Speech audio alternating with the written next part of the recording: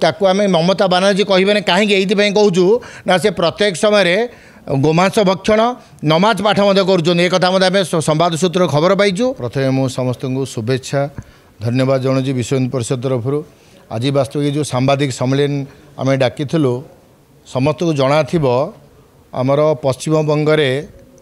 जो ममता बानार्जी बोले आपने कहते जे जो जगन्नाथ मंदिर कर तो धाम ना देती मु प्रथमे तांकु निंदा करने चाहूँगी कारण ममता बानार्जी ममता बेगम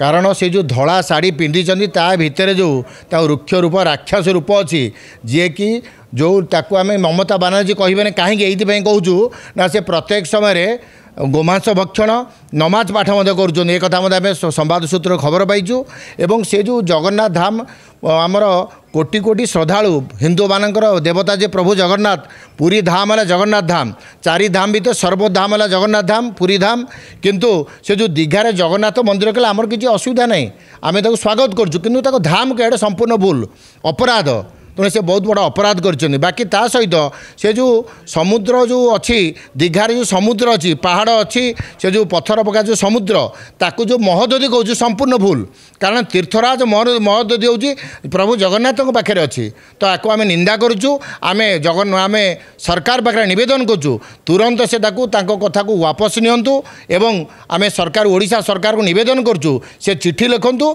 एवं सुप्रीमकोर्ट विरुद्ध केस करूँ तुरंत जगन्नाथ धाम सेठू काटी दिंतु। जय जगन्नाथ जय श्री राम।